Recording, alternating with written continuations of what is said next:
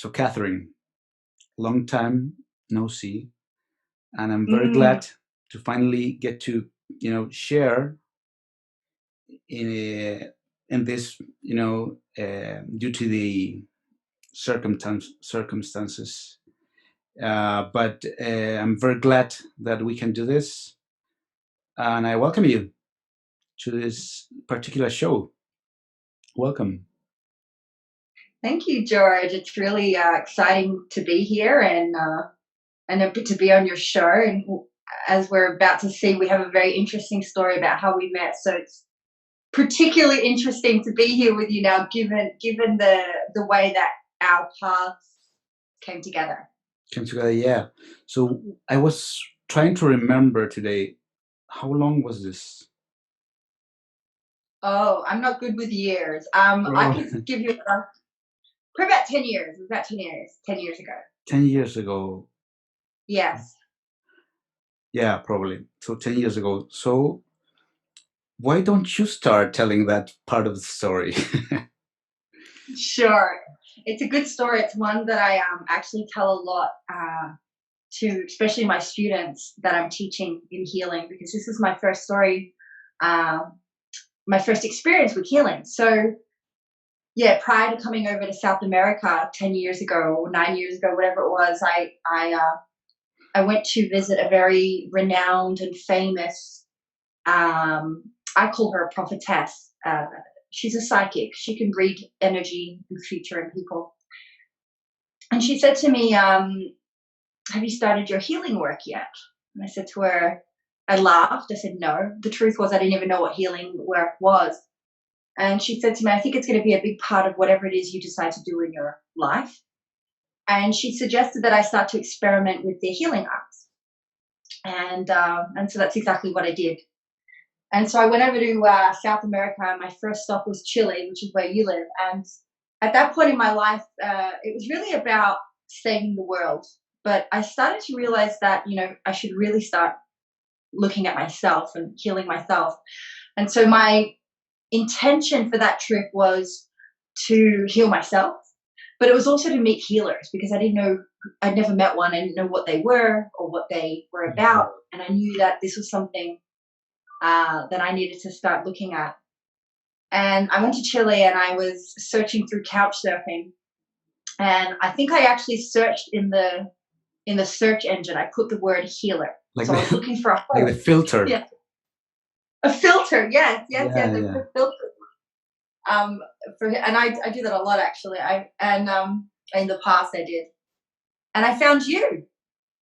And I came to your house, your apartment, and I stayed on your couch. How long did I stay with you? Maybe a week? No, more, probably longer. More? Yeah. Longer? Yeah, I would it was say a while. 10 days, 14 days, something like that. Yeah, right.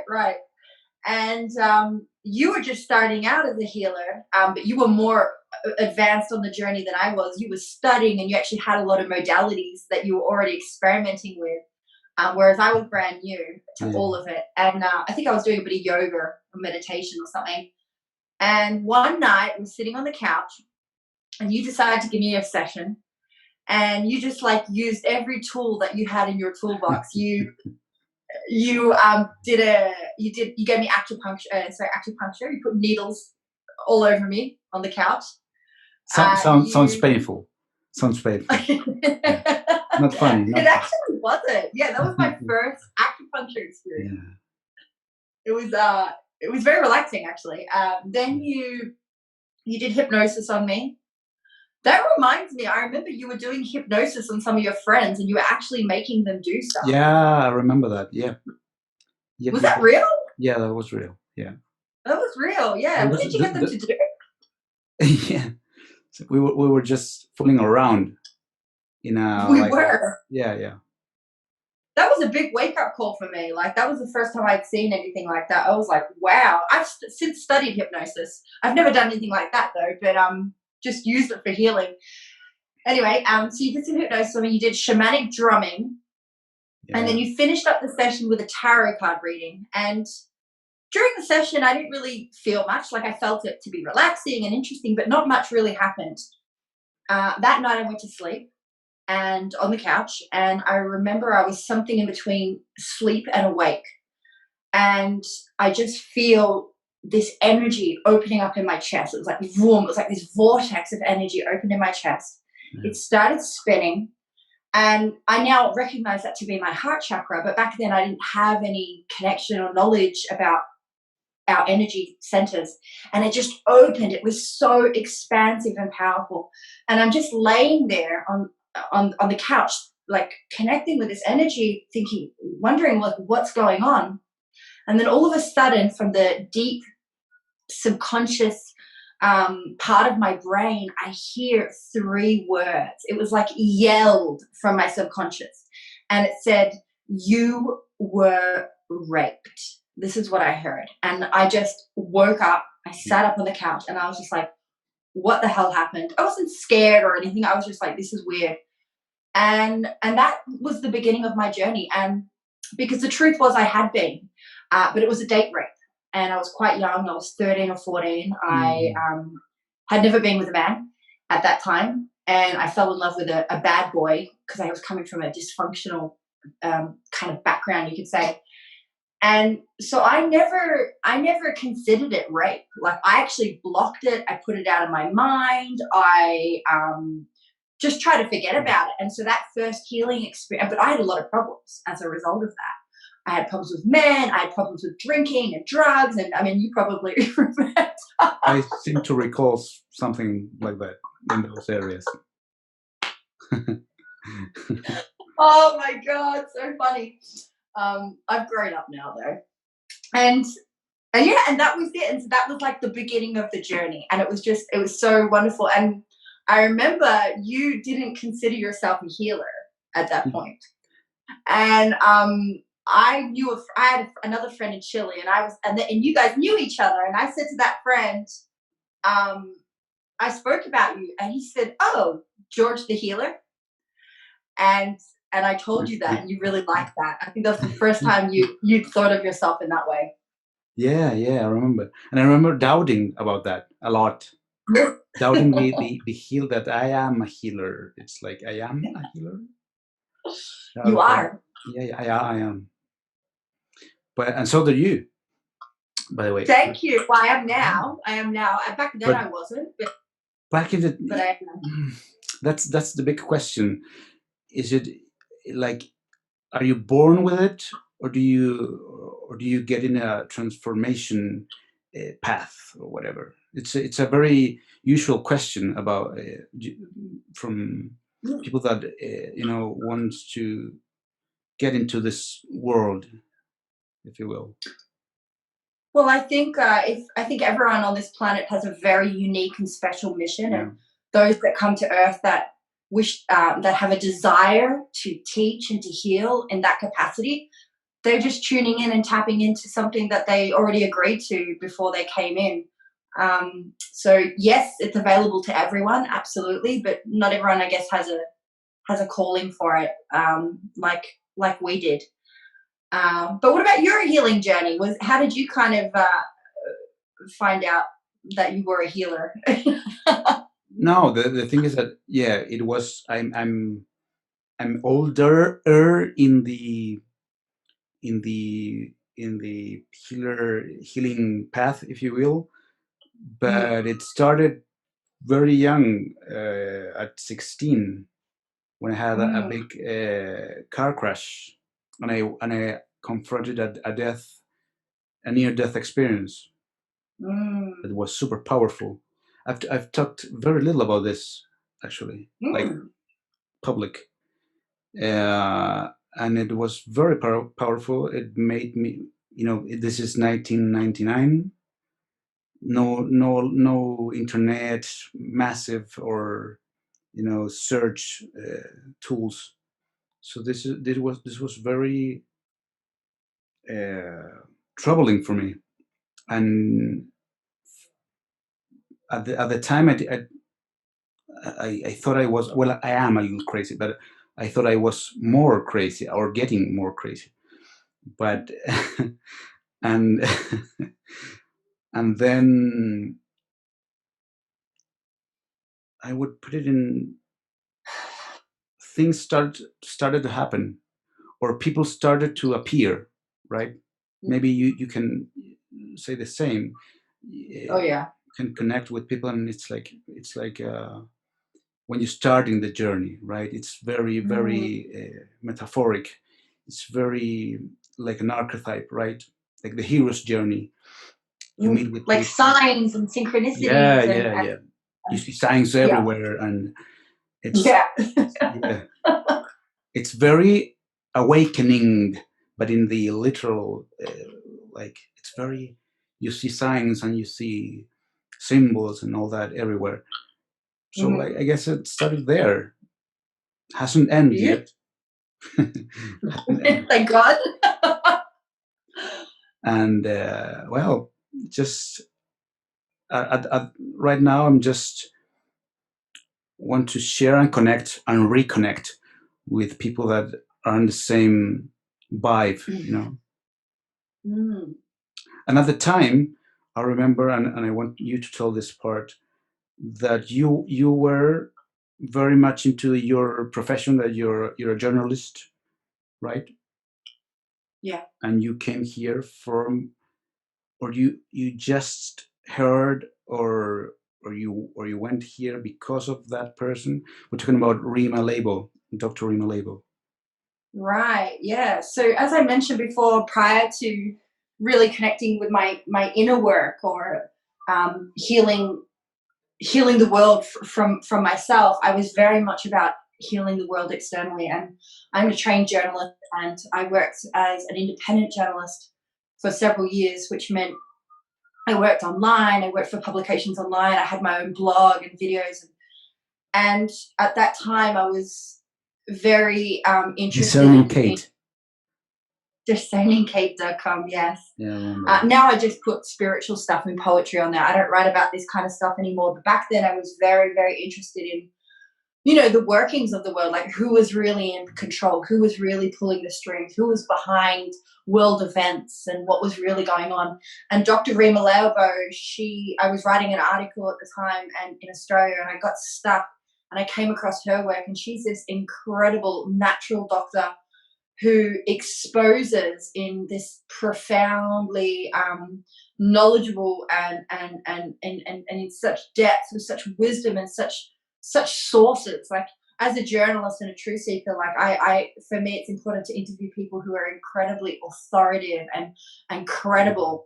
And she was, and she is. So I went to Chile, and one of the reasons I went there was to interview her. And when I got there and met her and interviewed her, I did this great video with her. I ended up meeting her husband, who is, and that video went literally viral. I mean, yeah. Shared and posted everywhere, like multi. I went with you. Hey, I went with you you. came with me. Yeah. You came with me. You didn't come actually for the interview. I think you came to meet them. To the first time. The first meeting. Yeah. The first meeting. But that interview with Albert General Stubblebine, and that was, he was a major general of the U.S. military. He was like the highest ranking general in terms of intelligence, and he was also the highest ranking official that went on record saying that September 11 was essentially an inside job. And I was able to get that interview, and it was an incredible interview. But that was kind of that was coming to the end of my work in that area. I started to more focus on the solutions around that time. There was that shift. Yeah. I remember, because you left, and then I spent a couple of, more than a couple, but a lot of times with General Stadelbein and Dr. Label, and we talked about a lot of stuff. And they were he was a very high-ranking general. He was at the Pentagon, and he started a program. I don't remember if you recall this, but he started a program of remote viewing at the time in the army in the United States, and it was kind of a myth. And we just happened to, from the main guy behind it, from the source. So that was very crazy, very very good. And then well, I spent a couple of times with them. And then you left, and then it started for you another path, if you will. It did. It really did. So following that trip, that's when things started getting really, really mystical and really, really spiritual for me. The first thing I guess that happened was I was heading to the Amazon to go and do an ayahuasca ceremony with a shaman, and I did that.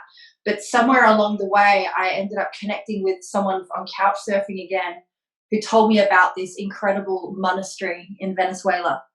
And I went over there and I lived with this monk, a tantric yoga celibate monk, in this beautiful monastery. I lived there for a few months, and we lived communally. We ate vegetarian. We worked on this.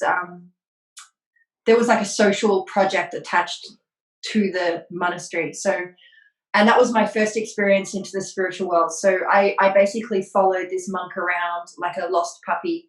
Whenever he would do yoga, I would do yoga. When he would meditate, I would meditate. And it was just a really, really beautiful experience. And that's where I did my first yoga teacher training. And from that day on, I just taught yoga to anyone and everyone, because that's the philosophy we were taught. We were taught that yoga is a gift and it's something for us to give. And so that was an incredibly profound experience. And, you know, it was just the beginning. That gave me the foundation of a daily spiritual practice of yoga, of meditation, of prayer, that really set me up for the rest of my journey, which was, you know, a series of incredible mystical experiences that allowed me to get closer and closer to my dreams, and also to help a lot of people as well along the way. Yeah, so that you went later to Venezuela, and you went with this monk. I recall you telling me this story. Yeah. Yeah. And then how did you end up? Then you made it like a jump to A jump. Israel. Actually, I went to Israel straight after that trip. That was my first trip to Oh, you Israel, went and straight up. Okay. I did.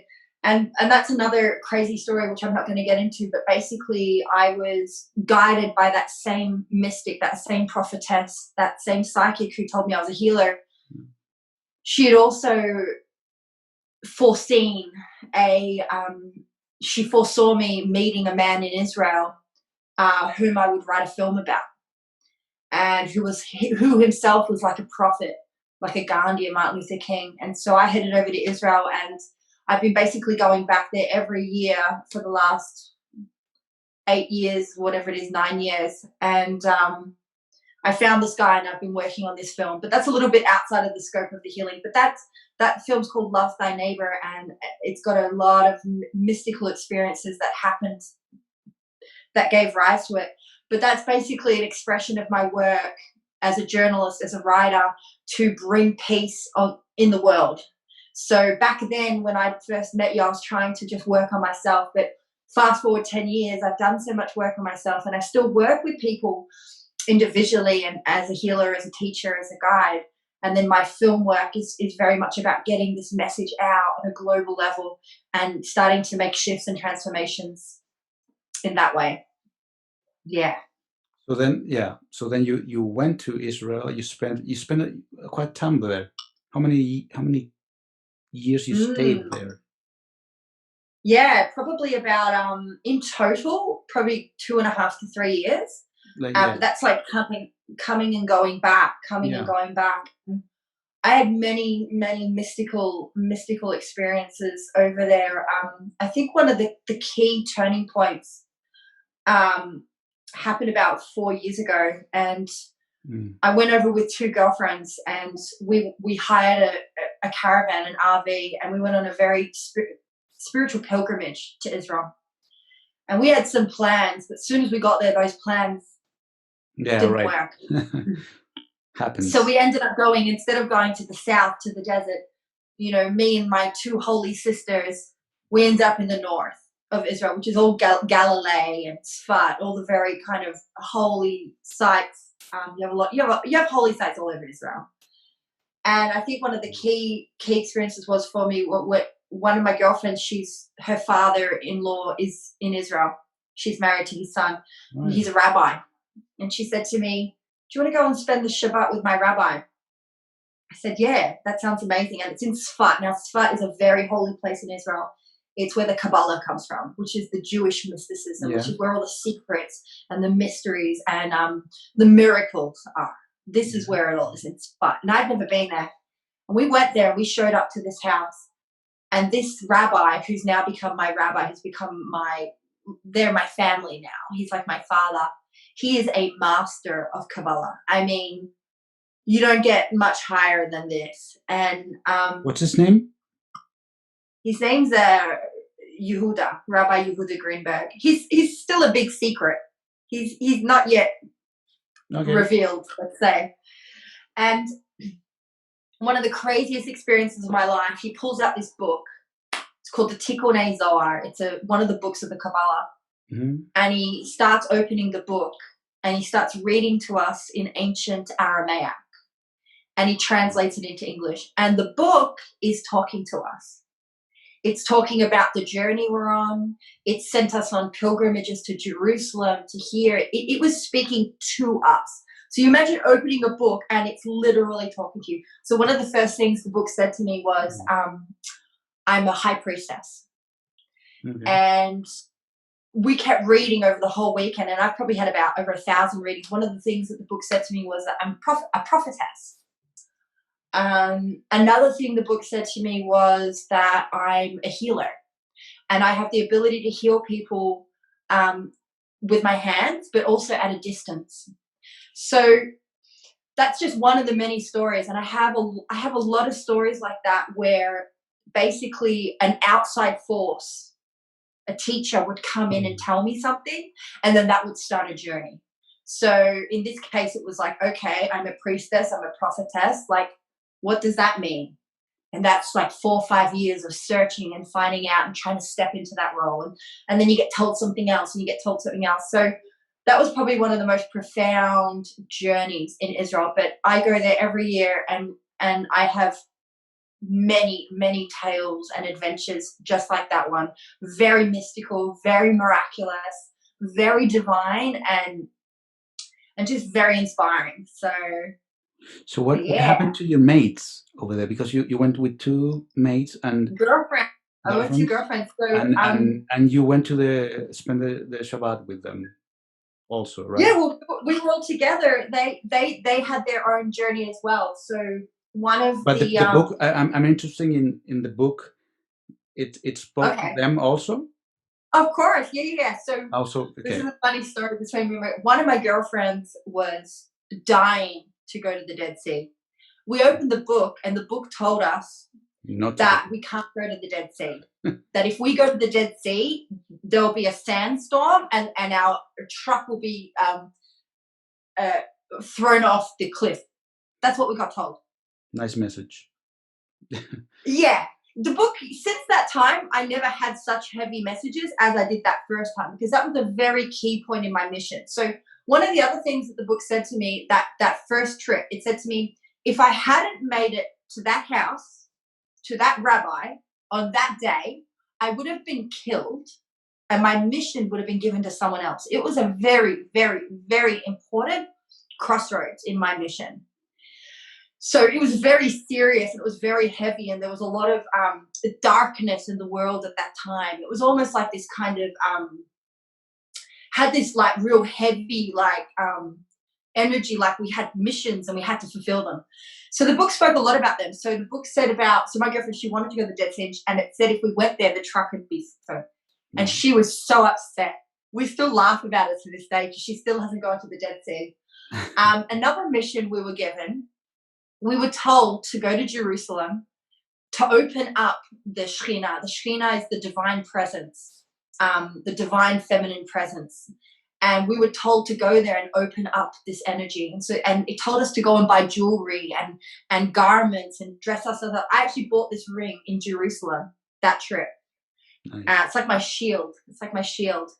And so we went on the trip. We parked our truck on top of the tomb of King David, and we slept over there, and all these insane, crazy things happened. And one of the things that told my girlfriend, this is a crazy story. So my girlfriend, she's a singer, and she's an incredible musician, and she's very much into peace in the Middle East, and that's how I connected with her. And she got told that in Jerusalem, from the book, this is what the book said. It said she would bring through a melody of a song that would end bloodshed in the world. And she got told that she would be in a church and the nuns would start singing and a melody would come down and this would be the song. And so that actually happened. That actually happened when we were there. So there were a lot of things. What about the song? What about the song? Huh?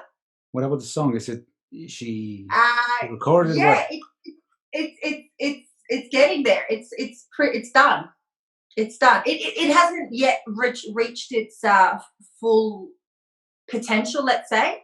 Just as my mission hasn't yet completed. So my film's not yet made, but this film that I make, it's going to do big things in this world. So it's all in a process. But the song's done. It's ready to go. We're just waiting for the for the platform to bring it all through. I'm hoping to get the song in my film. That's my vision. Yeah. Okay. So when do you think this will be ready? I reckon all this will happen in the next 1 to 2 years maximum. 1 to 2 years. A lot of work.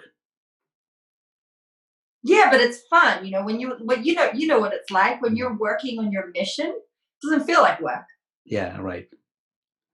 Right. The real work is the inner work. The real work is making yourself feel good. The real work is clearing your fears and your doubts and anything that blocks you internally from realizing all your dreams. That's the work, right? You can relate to that. So what's up with you now? What you're living in Australia? Yeah, I'm supposed to be in Israel, but Corona, I couldn't get over there. So I'm living on 5 acres out in a national park, and national park. I'm in a house. It's my family's home, and I'm out here alone, and it's freezing. So I'm having lots of goddess baths and fires, and I'm basically living like a monk, and just really preparing myself for that next phase of the journey. Yeah. And as far as work, I'm working. I've got a few different projects going. So I got my film. There's always work going on with that every so often. I work as a spiritual mentor, an intuitive healer, a coach, a guide. And so I see my clients online where I work with them.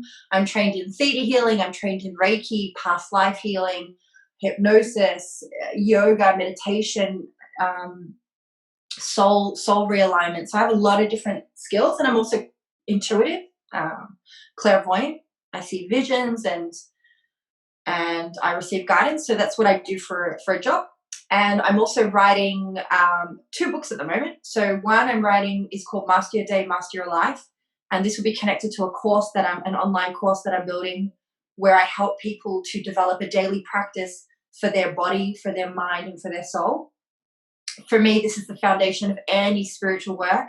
This is the foundation for any healer. This is the foundation for living a life that feels good. And it's got to be all 3. It's got to be the body, it's got to be the mind, and then it's got to be the soul. So meditation's really hard unless you first open your body, stretch your body, and also learn to quiet your mind and use your words and your thoughts in a way that are conducive to bringing in the reality you want. And then, of course, you can meditate and breathe. And I'm also working on another book called, it might change, but it's called New Earth Rising, where I first start off with, a lot of these kind of stories. I've only told you a very small percentage, but how I got into this. And then I kind of paint a vision and a picture about where we're going as a collective, as a humanity. We are in the new earth. We are returning back to the Garden of Eden. We are going home.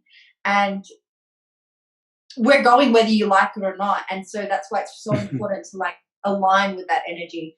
and be a part of it, and how to learn and operate in the energy of the new earth and be successful and be happy and make money and live your vision and your mission and your passion. It's and thriving. Thriving in the new earth, because Thriving. so many people are like, you probably can speak about this too, like so many people are suffering, especially men, because the feminine energy is actually rising first. Yeah, So right. the male energy, it's a bit lost. The male energy doesn't even know what to do anymore in this It's energy. like And so it's like wasted. they feel that, and that's Yeah. because they're not in tune with their feminine, so Yeah. they don't yet fully understand how to operate it. And so many people Makes are sense. depressed and lost and confused, and that's why everyone needs to, the most important thing anyone can do right now is the inner work to clear the negative beliefs, to clear the fears, to reprogram the mind, and to feel good. Like, that's our work. That's what we're going to do right now. What do you think about that? Great. No, I just want those 2 books, those 2 copies. I want them. Yeah. I don't know how you're going to do it, but I want them. Signed. Yeah. You'll get them. Don't worry. So, yeah, great. So what are your thoughts about what's happening currently, in the world right now? Beautiful. So It's a bad, rebirth. but it's bad. People are suffering. People are dying. There are consequences that we don't know for sure yet in this, if you will, in this reality, right? But what are your thoughts about what's next? What's coming? What's For sure, yeah. Well, firstly, we need to put today's events in their proper context. We are in the redemption. We are at the end of days. And when I say the end of days, I mean the end of the old earth and the beginning of the new earth. We are in the times of the Messiah. We are in the times of the restoration of the Garden of Eden here on earth. It's a process. It takes time, and it can take as long or as little as we want it to. And we can reduce the duration of the chaos in this world by doing that work in ourselves. That's how we overcome this birthing pangs, if you will. So that's all that's happening. The new earth is being born. I'm not going to talk too much to the negative side of it, because all I know is that in everything that happens, there's always a divine system of justice. And everything that happens on earth, or in all of creation, is always a result of a person's thoughts, their words, and their deeds. Their thoughts, their words, and their deeds determine where they are placed upon the level of ladder of consciousness. And it depends, and that also creates their karma. But there is a beautiful divine plan. And it's working out for us, and it's in our favor, but it can't help us unless we take its hand. So God is trying to throw us a lifeline right now. God is saying, take my hand and let me save you all from the destruction of the old earth. When you talk about God, what do you actually mean with that word? Because it has so many meanings, around the world. Sure. So I want for you to explain to the people watching, what do you mean with God, the concept of God? For sure. So when I say God, I mean God and Goddess. Okay. So I mean the feminine, I mean the divine mother, I mean the divine father. And when I say God, I mean the part of that which created all worlds, that which created all souls, and that which created everything inside creation. So there is a creator. There is something that created our world and our souls. And that's what I'm talking about. And when I talk about God, I also refer to that which has a divine plan. Okay. For each and every one of us, an intelligent plan. And I talk about that part of ourselves which we have access to, if only we would make that connection. This is what I mean. And its nature is pure love. Its nature is love. There is no fear. There's no punishment. There's no retribution. There's no any of that. That doesn't mean hell doesn't exist. That doesn't mean there aren't consequences for bad actions. All that means is that God, the divine source of love, is not the one that punishes you. So, for example, you go and kill somebody, right? Your thoughts, words, and deeds are not very nice. You've just killed somebody. So what happens? Your soul and consciousness goes lower and lower and lower. And God can't even save you if you continue to ignore the law of God, which is love. You will descend and you will go into hell realms and you will go into horrible places and your karma will be brutal. But that's not God. You go to another level, right? It's like you go to another level, a lower level. A lower level, but it's like it's of your own making. So it's of your own. This. Let me get this straight. This is faith. It's this sort of faith. It's an individual thing. 100%. Yeah, it's faith. It's faith, and it's up to we live in a fallen world. So when Earth was created in the Garden of Eden, you believe in that story or not? It's true. We have very distorted accounts of everything. That's the problem. So don't throw the baby out with the bathwater. There's a lot of religions are corrupted and distorted. I agree, but there is truth. And so we fell. We fell from a heavenly realm. We were heaven. Earth was heaven, a level of heaven. We fell. We were attacked by dark forces and we fell. And so now we're a fallen, contested world. And as a result, our religions are fallen. As a result, our ways are fallen. We kill, we eat animals, we're violent, we're fallen. And so we have to keep that in mind when we're thinking about God. And that's not God.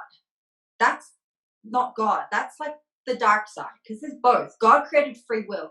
God created us to choose good or bad. And unfortunately, there are beings that choose bad, and that's why we have bad things on this world. But it's up to each and every one of us to choose good, to choose the way of love, to choose the path of light, to choose the path and the upward spiral of heaven.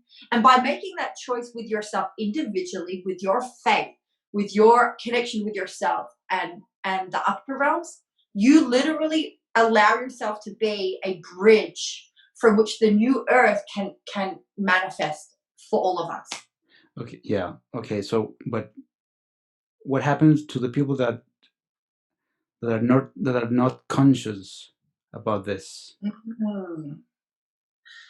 So this is a bit worrying. This is a little bit worrying. So I'm saying this because you have to warn the people. You have to warn the people. And in the next couple of years, everybody on this planet is going to have the opportunity to wake up. There will be ample evidence. There will be miracles. There will be information available. There will be enough information available and evidence and miracles and opportunities for people to awaken and to step into the new earth. However, there will come a day, and I cannot tell you when this day is because no one knows it. No one knows when this day is. I was gonna ask you. Do you know when is the day? I can feel into it, and guess, but it's fluid. It depends on what free will. Choices. Yeah, right. So it's definitely in the next 5 years, let's say, right? In the next 5 years, I would say. There's going to come a game's over. Pretty much. If you haven't chosen the path of light by this day, that's it. We separate.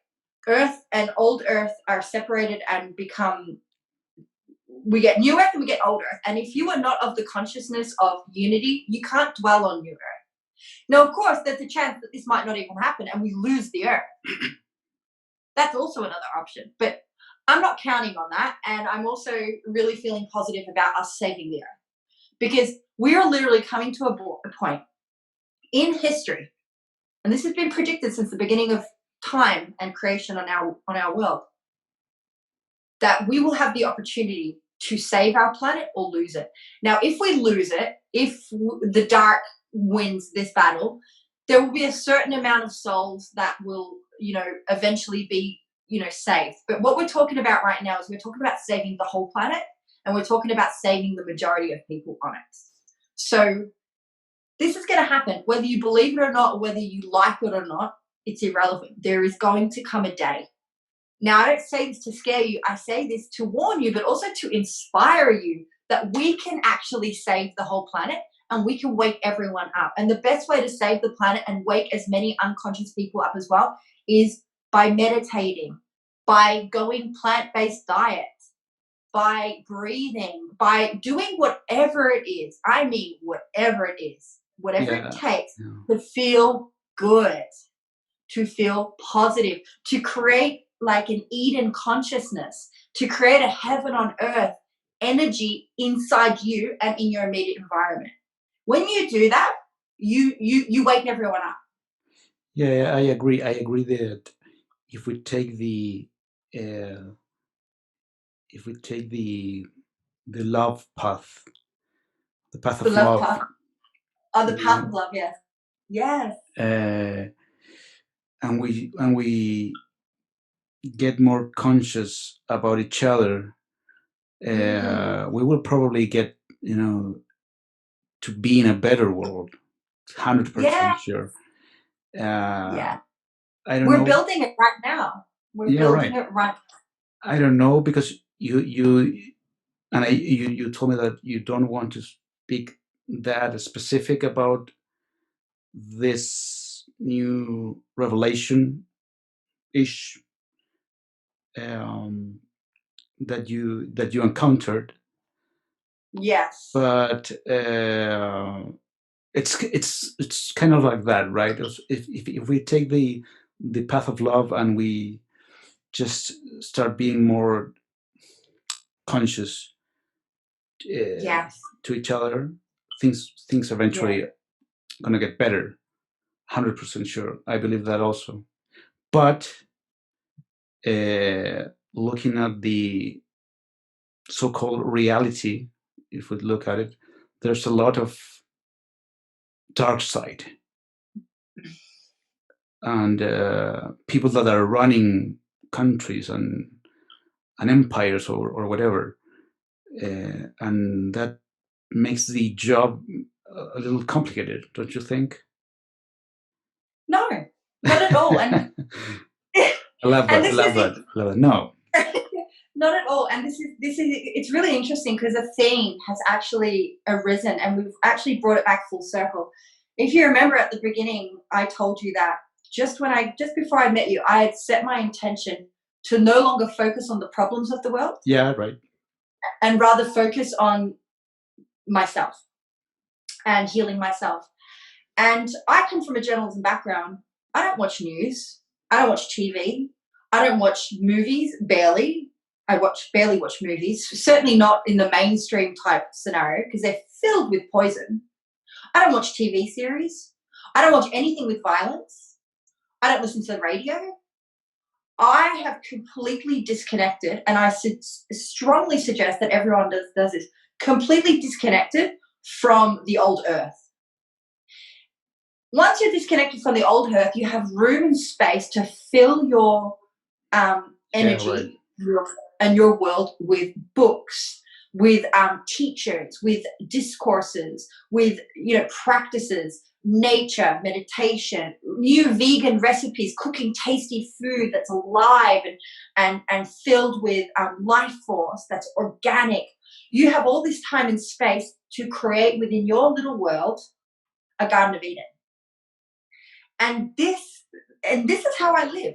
I live like I'm in heaven. Like yesterday, I was just thinking to myself, my life is an intense, magical fairy tale. And I'm living out here alone. Like it's just an intense, magical fairy tale. Like I'm living on this beautiful, intense, unbelievable, positive, hopeful journey. And that's because I've just shifted my awareness. So no, forget about them. They don't stand a chance. The true, and this is what it comes down to.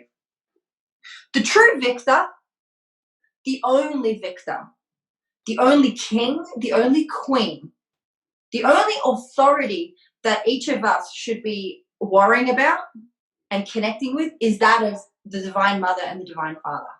The Divine Mother and the Divine Father, the king and the queen of all, are going to win. They are fighting this battle as we speak, through me, through you, and through every soul on this planet. And so when we retract our allegiance, our energy, our thoughts, our time from the worldly leaders who literally have no power compared to the divine king and queen of the all, we take our energy from them, we invest it in ourselves, which is where God dwells. God dwells within and in all. And that's it. The battle's won. And because I do this, and because I live my life like this, and because I have so many mentors and healers and guides that I work with on a weekly basis to get me in a good state, I don't have any fear. I don't have any doubt. Like, I do not doubt for a second that we have won. We're already won. In my eyes, in my prayers, in my affirmations, in my meditations, we have won. It is done. But there's still a process. And that process is for everyone else to win that battle within themselves, to overcome their demons, to overcome their shadows and their fears and their darkness. Yeah, well, to sum up, what would you say, because there are tough times coming ahead. We're I think we are in the middle of that, but there are tougher maybe times coming ahead. Oh yeah, it's gonna get worse. What are just your suggestions? Okay, so for I've the seen near this future. happen. For the near future. For sure. It's all about connecting with your spirituality. It's all about doing the inner work. And I've seen this. I've seen an example of this with a person who, and this happens all the time. If you are in your ego and if you are focused on worldly gain, God will take it away from you. He will make you sick. I don't mean that in like a punishing retributive. It's always a consequence of your own action. So, for example, if you get sick because you're not following your path and that awakens you, then it's a good thing. So things are going to keep like being pulled away from us materially, health-wise. Everything will be taken away from us until we are able to humble ourselves and turn to our Creator and really say, it's all from you. I have nothing but you. You are all I have. You are all I love. You're all I want. And it's this desire to get close to God and Goddess within.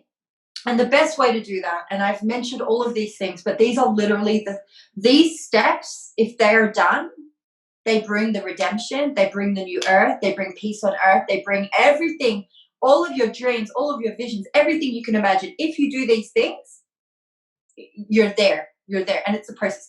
Number one, stop eating meat. Stop eating any kinds of flesh. No fish, no chicken, no red meat. Meat is murder. And that is the lie of the dark ones. That's how they got us into this mess to begin with, by getting humans who were originally vegetarian to eat meat. Please stop eating all flesh. That's to start with. Eventually you want to maybe go towards plant-based, but this is a good start. The second one, and if you do this, so much light is emitted. I can't even begin to tell you how powerful that one act is. The second act, meditation. Learn to quiet your mind and turn off that negativity, turn off the monkey mind, the ego, the circles, the fears, the doubts. You got to learn to switch it off. Now, meditation is so much easier after you stretch. So do some yoga first. If you do some yoga, some gentle yoga, some gentle breathing, and then you meditate, perfect. And the third thing, now not everyone has access to this because it does cost money. But if you do, if you can afford some money, and you've really got to love yourself to do this. You've really got to say, I deserve this. And this is very important, especially if you're stuck and you can't get out of the patterns. Go and see somebody to help you. go and see George. George is a healer. He's a shaman. Come and see me. I work with my clients all over the world.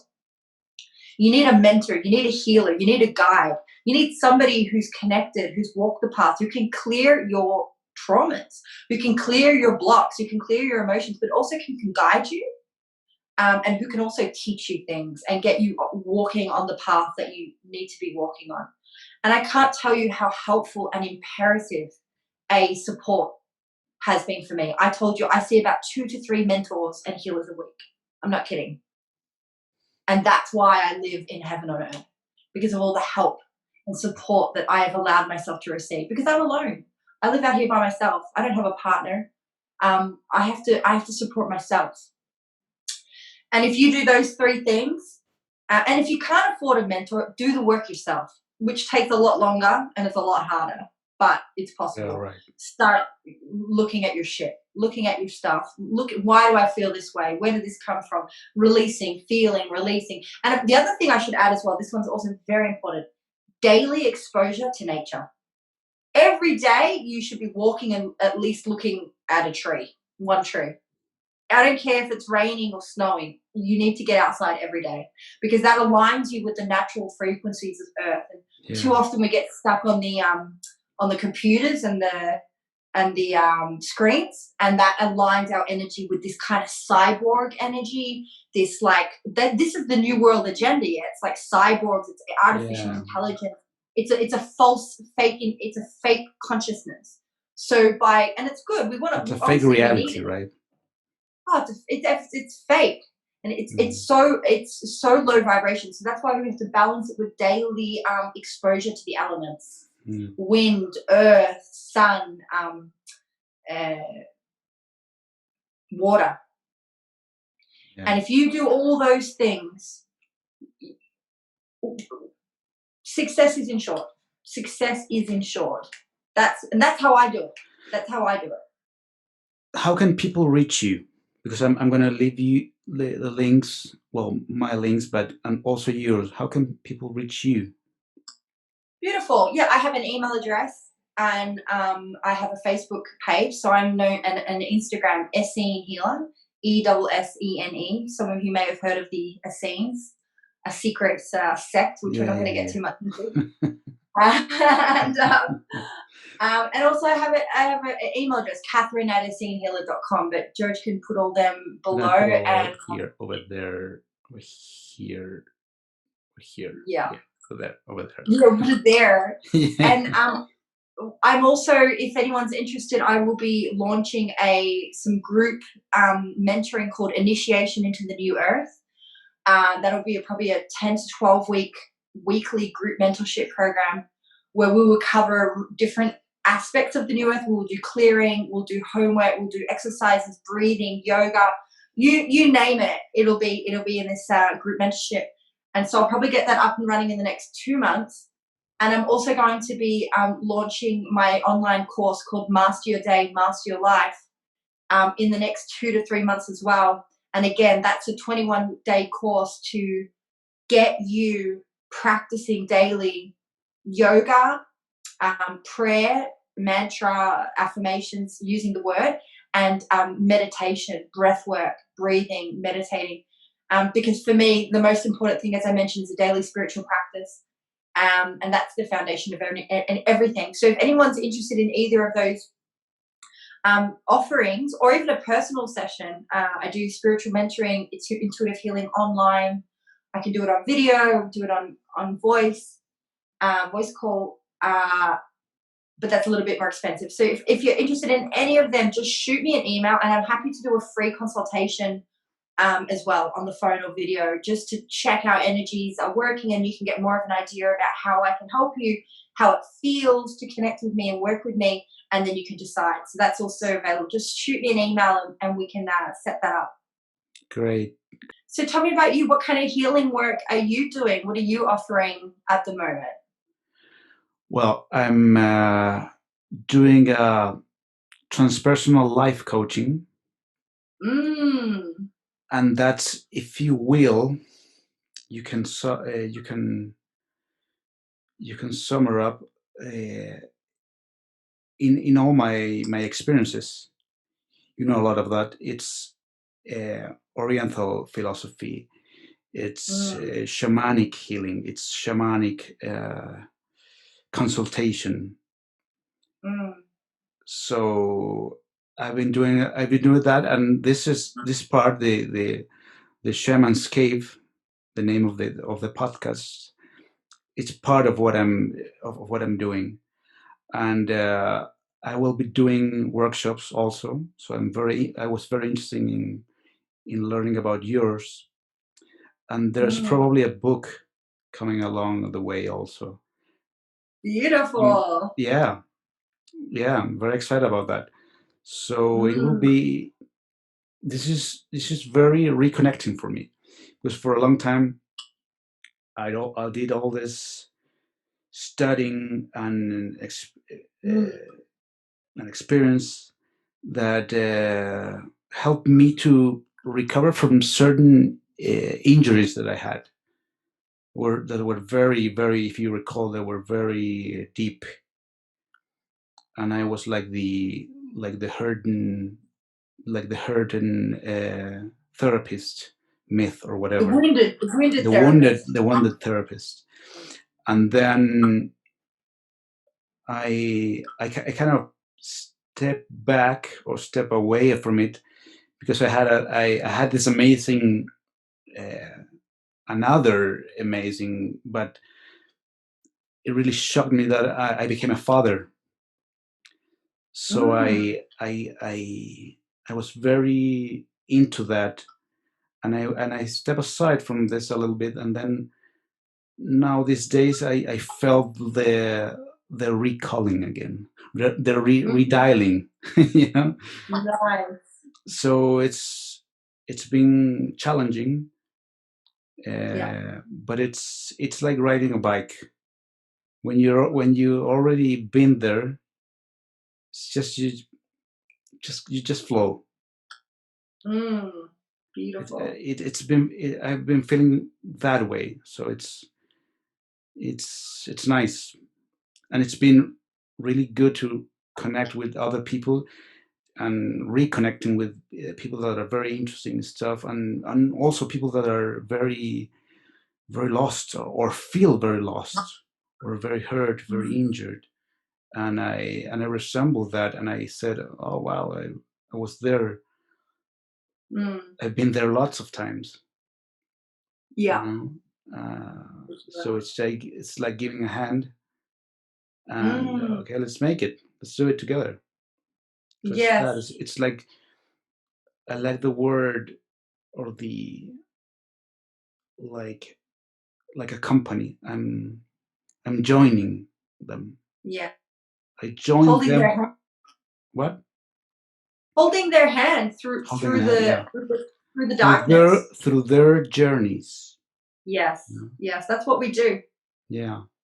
That's I like that I like that word, that phrase. Yeah. So that's While it. they're lost, when they don't know the way, you hold their hand to show them the way. And in the end, it's just, you said it also. In the end, it's just love. Yes, that's If it. you can sum it up, it's just love. It's just love. Oh. But in a good, great way. Beautiful. So, Catherine, it was very, very, very great to talk to you. I think a lot of people that see this video are going to be excited about your workshops, what you work, and the experiences we could tell. I think that we need a very long time to tell all the stories we have. I know, right? So it's just a call for those who are interested in hearing more of this and learning more of this, and they are very welcome, right? Yes, of course, for sure, 100%. So, Catherine, again, thank you a lot. Thank you, George. It was great to see you from a distance. Stay safe. You too. Bye, George. Bye bye.